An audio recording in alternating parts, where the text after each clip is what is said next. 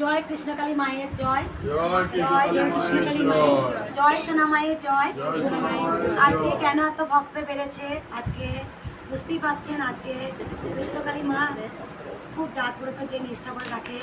মাথায় দিয়ে ঘোরে একটু বল কি উপকার হচ্ছে, নিজের মুখে বলে যায় বেটা। এখানে সরাই বলো মা।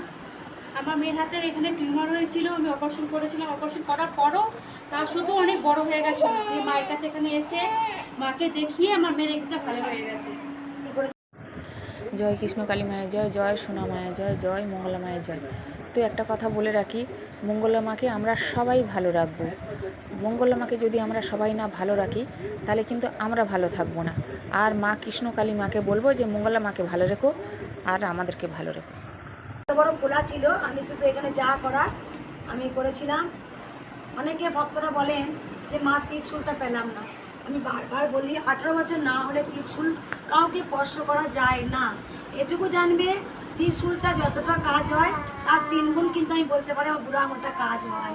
আমি জানি, কারণ আমাকে যে মা দিব্য শক্তি দিয়েছেন, যে মন্ত্র আমাকে বলেছেন, সেই মন্ত্র আমি জপ করে দিয়ে সেই মন্ত্র আমার যা যা বলার আমি বলি।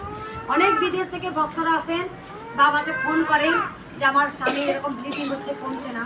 আমি শুধু এইখানটা মেঝেটায় বা এইখানটা এখানে আমি যা যা বলার বলি। অনেক ভক্তরা ভাবেন কি এমন করলো মঙ্গলা বুড়া মাথা দিয়ে, কি এমন করি, কি এমন বলি, সেটা একমাত্র মা আর মেয়েই জানে। তাই সব থেকে খুব বড় একটা মিরাকেল কাজ হয়েছে। টিউমারাতে এত বড় হয়ে গেছিল, যেটা মায়ের কাছে সে 1 মাসে একদম দেখুন সেইটা কিন্তু আর খোলাই নেই। মাধ্যমে আমার ছেলেটা একদমই ভালো হয়ে যায়। মেয়ে মানুষ তো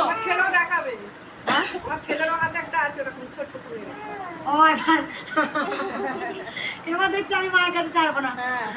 দে তোরা উলুধ্বনি।